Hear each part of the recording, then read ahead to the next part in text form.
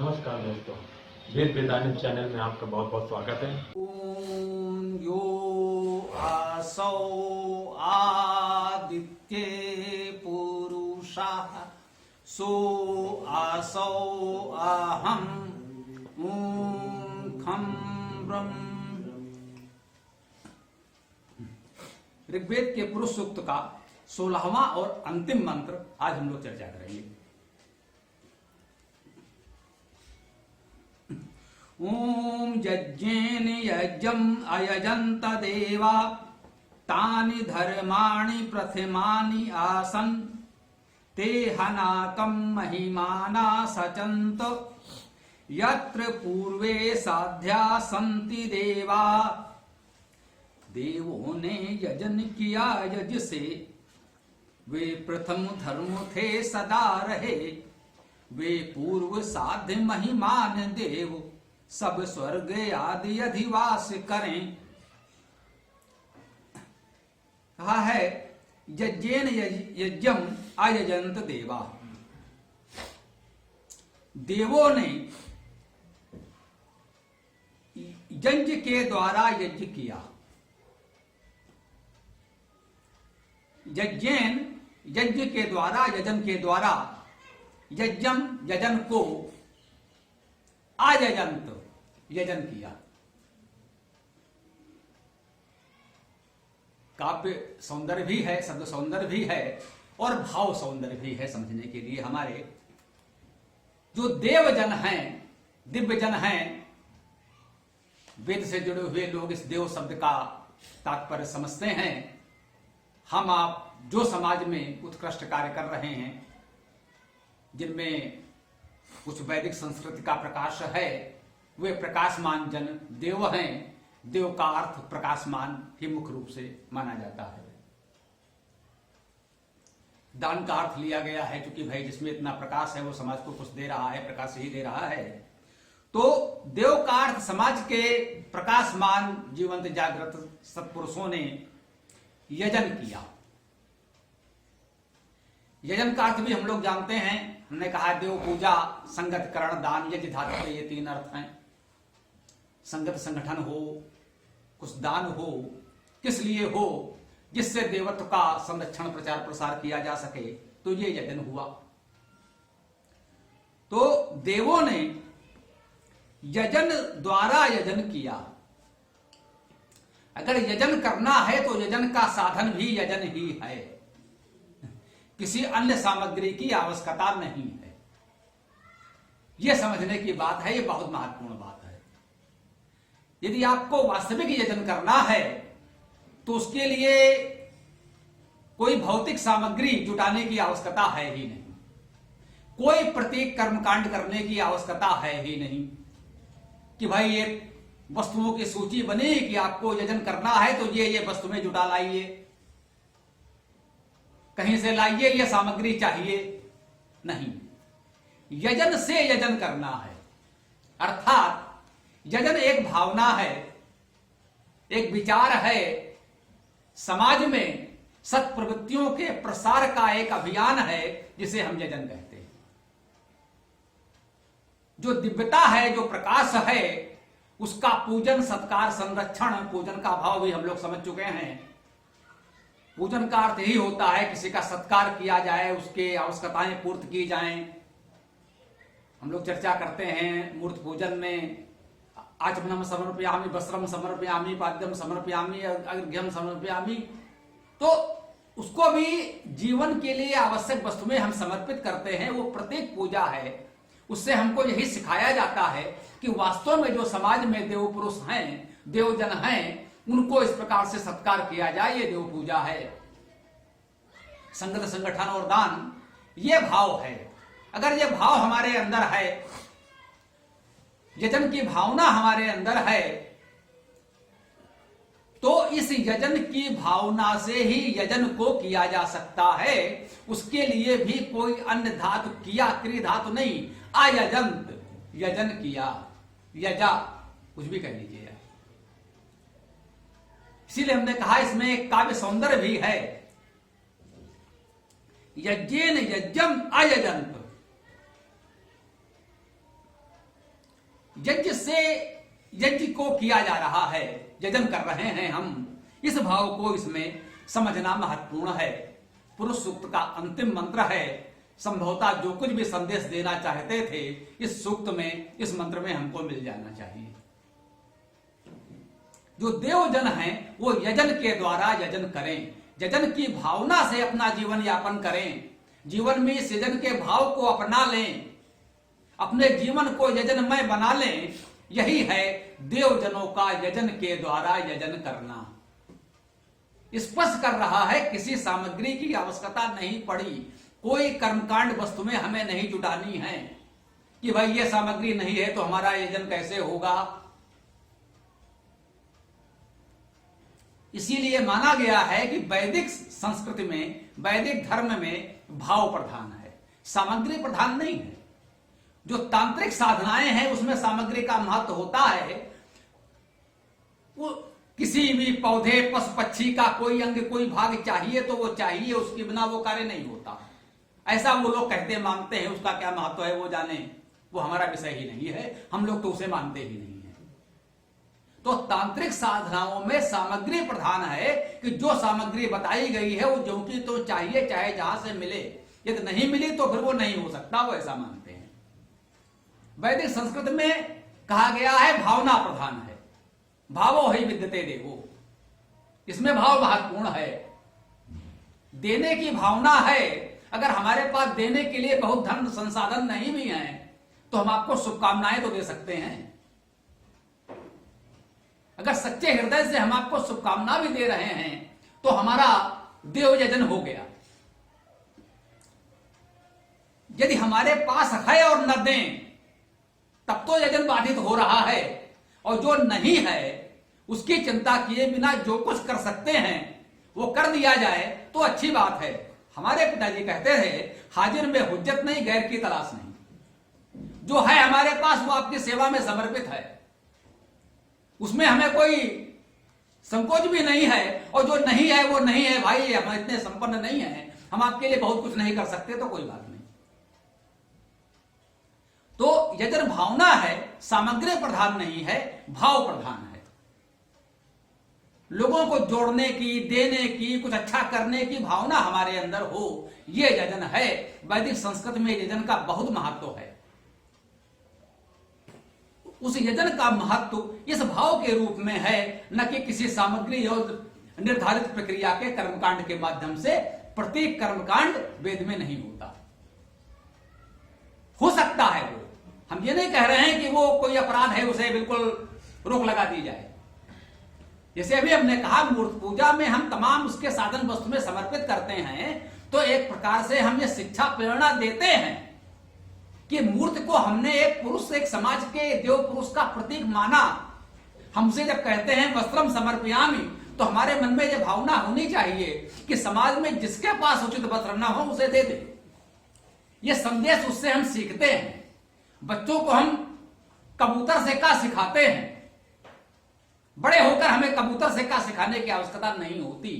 तो वो प्रत्येक कर्मकांड हमको शिक्षा देने के लिए है, वहां तक ठीक है, परंतु वो प्रत्येक कर्मकांड अनिवार्य बन जाए, भार बन जाए, ऐसा नहीं होना चाहिए।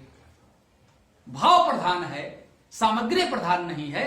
ये बात महत्वपूर्ण है, हमें समझना है। प्रत्येक कर्मकांड हमको कुछ शिक्षा देने के लिए प्रतीक हैं, सिखाने के लिए हैं। उस रूप में उसको ग्रहण किया जाए तो मुझे नहीं लगता है किसी वैदिक आचार्य को कोई आपत्ति होनी चाहिए। परंतु जब उसमें जड़ता आ जाती है तो आपत्ति होती है, वो बात भी ठीक है। तो यज्ञेन यज्ञम अजयंत देवा, देवजनों ने यजन के द्वारा यजन किया। आगे कहते हैं तानि धर्माणि प्रथमानि आसन, तानि वे, धर्माण धर्म, ये बहुवचन में शब्द है, प्रथमान प्रथम, आसन थे, वे प्रथम धर्म थे। संस्कृति के शुभारंभ में, जैसा कि हमने इसी सूत्र में पहले पढ़ा कि जब सृष्टि का विकास हुआ, सृजन हुआ, तो पहले प्रकृति बनी, प्राणी बने, प्राणियों में जिन्हें सामान्यतः हम मनुष्य कहते हैं वे भी बने, जिसको इस सूक्त में बताया गया कि आरण्य पशु, वायव्य पशु, ग्राम्य पशु। ग्राम्य पशु अर्थात हम लोग। उस समय हम केवल ग्राम्य पशु थे, समूह के रूप में कहीं रहने लगे तो केवल ग्राम्य पशु थे। जब हमें यह वेद विद्या चिंतन मनन प्राप्त हुआ तो मननशील होने पर हम मनुष्य बनते हैं। यह विकास क्रम बताया गया। तो इस प्रकार से जो पहले मनुष्य बने, मनुष्यों में जो देव बने, वो प्रथम देव यहां बताया जा रहा है। उस पशुवत जीवन जीते हुए ग्राम्य पशुओं से मनुष्य और फिर ऋषि और फिर देव की श्रेणी में विकसित होने वाले वो प्रथम पूज्य लोग जो हमारे आदि पूर्वज हैं, जो उन्होंने देवत्व प्राप्त किया अपनी साधना से, अपने उच्च विचारों से, तो कह रहे हैं वे प्रथम देव, प्रथम धर्म स्वरूप थे। वे देवजन जिन्होंने आदि में सबसे पहले देवत्व प्राप्त किया, वे प्रथम देव, वे प्रथम देव थे, प्रथम धर्म थे।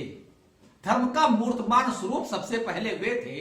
उन्होंने जो हमें मार्ग दिखाया, वेद के रूप में जो मार्गदर्शन हमें प्रदान किया, वही हमारा धर्म है। वे प्रथम धर्म थे। ये बात को हमें समझना है। वो धर्म का साक्षात्कार उन्होंने निर्मलता से किया। वहां कोई कुटिलता नहीं थी, कोई गुटबंदी नहीं थी, कोई मेरा धर्म तुम्हारा धर्म, मेरा समाज तुम्हारा धर्म, मेरा संगठन तुम्हारा संगठन नहीं था। अतः उसमें इस तरह की बातें नहीं संभव है। उन्होंने सहज भाव से जो वास्तविक परम सत्य था उसका साक्षात करने का प्रयास किया, उस परम सत्य का साक्षात किया, और वह परम सत्य हमको वेद के मंत्रों के रूप में हमारे लिए उपलब्ध करा दिया। तो वे प्रथम देवजन, प्रथम धर्म थे। उन्होंने यजन के द्वारा यजन किया।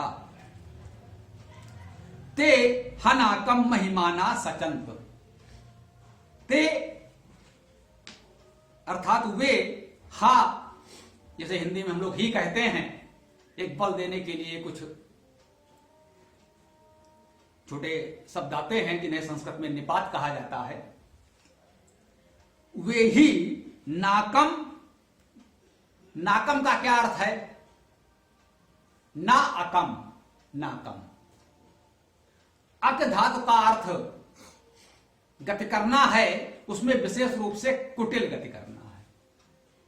ना अकम, जो कुटिलता जिनमें नहीं है, वे लोग जिनमें कुटिलता नहीं है, वो समाज जहां कुटिलता नहीं है। एक ही दोष बताया गया। नाक को स्वर्ग का पर्याय भी माना गया है पौराणिक साहित्य में या परवर्ती साहित्य में। वेद के बाद के ग्रंथों में नाक को स्वर्ग का पर्याय माना गया है। कुछ लोग वेद मंत्रों का अर्थ करते समय भी नाक का अर्थ अनुवाद स्वर्ग कर देते हैं।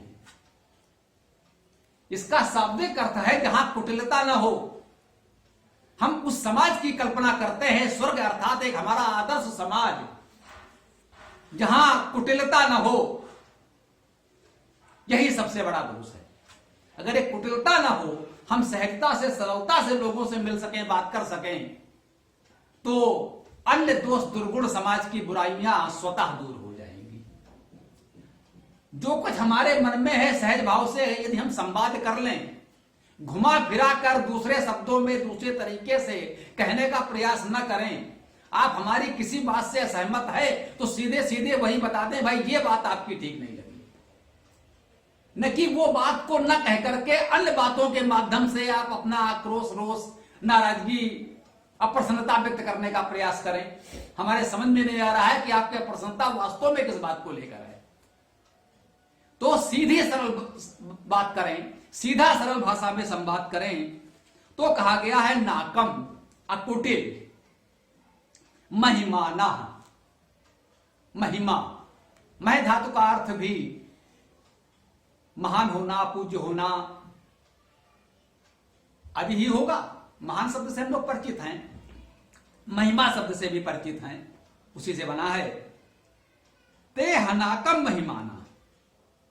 उन्होंने उस अकुटिलता को, कुटिल होने से अलग होकर के, कुटिलता से मुक्त होकर जो समाज बनाया, वो वास्तव में महान समाज था, महिमावान समाज था। सचंत अर्थात अब सिंचित किया, सच धातु सेचन करना, सिंचन करना, हम लोग जानते समझते हैं। तो उन आदि देवों ने, जैसा प्रथम चरण में मंत्र के बताया गया, उन्होंने यजन से जब यजन किया तो इससे क्या हुआ? इससे नाक कुटिलता रहित समाज की रचना हुई। नाक का अर्थ स्वर्ग है, तो उन्होंने इस समाज को एक आदर्श समाज स्वर्ग के रूप में विकसित करने का प्रयास किया। साकेत में राम भी यही कहते हैं, संदेश यहां मैं नहीं स्वर्ग का लाया, इस भूतल को ही स्वर्ग बनाने आया। यदि हमारे अंदर देवत्व का उदय हो जाए तो इस धरती पर स्वर्ग का अवतरण हो सकता है, हो जाता है कहना चाहिए। जब हमें कुटिलता है तो ये पृथ्वी स्वर्ग नहीं बन सकती। यदि हम अकुटिल हो जाए, कुटिलता से मुक्त हो जाएं, देवत्व का अवतरण हमारे व्यक्तित्व में हो, तो यह समाज अपने आप स्वर्ग हो जाएगा और वो महत्वपूर्ण होगा। इस महत्व से, इस महिमा से उन्होंने इस समाज को, अकुटिल लोगों को, अकुटिल समाज को अभिसिंचित किया, या कह सकते हैं अकुटिल होने की भावना से अभिसिंचित किया, उसको महत्व दिया। इस रूप में भी इसको समझ सकते हैं। अंतिम चरण में कहा जा रहा है, यत्र पूर्वे साध्या संति देवा, यत्र जहां पूर्वे, पूर्व पहले, साध्या साध्य, जो साधना करते हैं, हम शब्द प्रचलित है साधना, और साध्य हम कहते हैं ये साध्य है, ये दुस्साध्य है, ये असाध्य है। साध्या संति, संति अर्थात हैं, देवा अर्थात देव, जन देव का बहुवचन है। देव शब्द से हम खूब परिचित हो चुके हैं, चर्चा कर चुके हैं। तो उन्होंने उस नाक अर्थात कुटिल समाज का अभिसिंचन किया, यत्र जहां पहले साध्य देव हैं, जहां देव हैं पहले से, और ऐसे देव हैं जो साध्य भी हैं। ऐसे देव नहीं कि उन्होंने स्वयं को मान लिया हम तो देव हैं, हम बहुत बड़े हैं, बाकी सब कीड़े मकोड़े हैं, तो वे असाध्य हो गए, अप्राप्य हो गए, उन तक हमारी पहुंच नहीं रही। तो सच्चे अर्थों में तो वो देव रहे ही नहीं। देव वो तभी हैं जब वो साध्य हों, जब सामान्य के लिए सुलभ हों, उनकी पहुंच में हों, हम आप तक पहुंच सकें, आपसे बात कर सकें, चर्चा कर सकें, अपना सुख दुख संवाद आदान प्रदान कर सकें। यही तो हवन है, आदान प्रदान करना। यजन और हवन दो शब्दों का प्रयोग वैदिक संस्कृत में महत्वपूर्ण तरीके से होता है। जो कुछ अच्छा हम करते हैं उसके लिए इन शब्दों का प्रयोग किया है। तो दान करना भी है और आदान प्रदान भी करना है। अगर हमारे आपके बीच संवाद और आदान प्रदान का क्रम बना रहेगा तो देवत्व असाध्य नहीं होने चाहिए।